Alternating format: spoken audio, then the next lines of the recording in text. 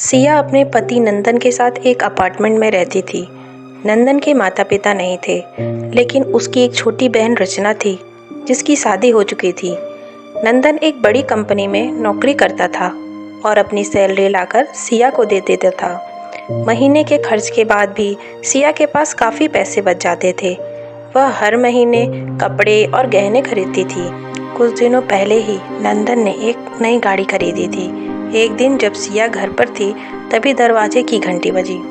अरे, इस समय कौन आया होगा? चैन से सोने भी नहीं देता।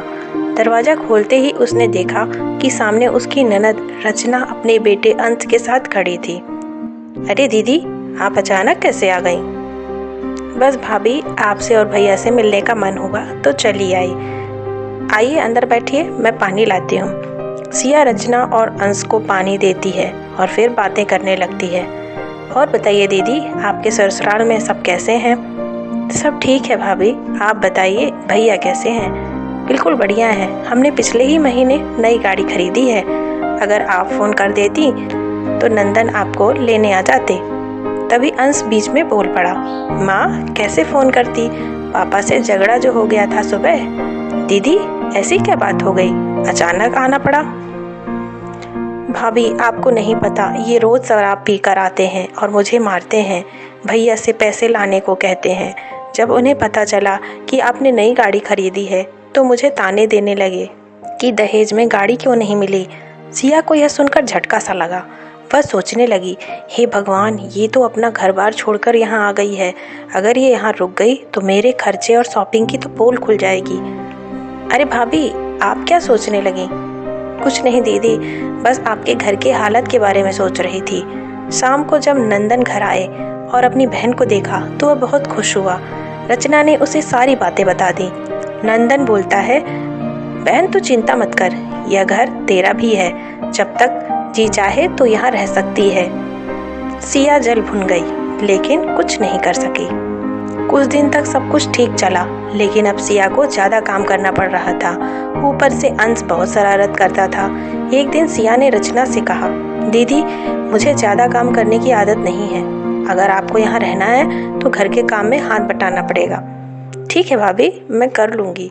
सिया मन ही मन सोचने लगी, हे भगवान, मैं तो सोच रही थी कि इसे बुरा लगेगा, लेकिन यह तो काम करने को तैयार हो गई। धीरे धीरे सिया ने सारा घर का काम रचना के ऊपर डाल दिया और खुद बहाने बनाकर आराम करने लगी। लेकिन फिर वह रचना को घर से निकालना चाहती थी। एक दिन सिया ने रचना से साफ साफ कह दिया, दीदी, आप कब तक हमारे ऊपर बोझ बनकर रहेंगी? नंदन की कमाई बहुत कम हो गई है, कभी भी नौकरी से निकाले जा सकते हैं। ऊपर से गाड़ी की EMI चल रही है। हम आपका बोझ कब तक उठाएंगे? भाभी, भैया ने तो मुझसे ऐसा कुछ भी नहीं कहा। वे आपसे कैसे कहें कि आप चली जाएं? यह तो आपको खुद ही सोचना चाहिए ना। रचना को बहुत बुरा लगा। अगले ही दिन नंदन के ऑफिस जाते ही वह घर छोड़कर चली गई। उसे एक वृद्धाश्रम में नौकरी मिल गई, जहां बुजुर्गों की देखभाल करने का काम मिला। वहीं रहने खाने का भी इंतजाम हो गया। सिया बहुत खुश थी कि रचना चली गई है, लेकिन अब नंदन को कैसे मनाए, यही सोच रही थी। एक दिन नंदन ऑफिस से निकला तो सड़क किनारे एक कैंप में उसने रचना को बुजुर्गों के लिए डोनेशन मांगते हुए देखा। नंदन बोलता है, रचना, तू यहाँ क्या कर रही है? क्या फिर जीजा जी ने तुझे घर से निकाल दिया? रचना कुछ नहीं बोली, लेकिन नंदन सब समझ गया था। वह उसी वक्त रचना और अंश को लेकर घर आ गया। शाम को जब सिया ऑफ शॉपिंग करके लौटी और रचना को घर में देखा तो वह घबरा गई। नंदन ने कहा, सिया, अपना सामान पैक कर लो और अपने मायके चली जाओ। सिया नंदन के पैरों पे गिर पड़ी। रचना ने कहा, भैया, आप भी वही कर रहे हैं जो मेरे पति ने किया। भाभी को माफ़ कर दीजिए।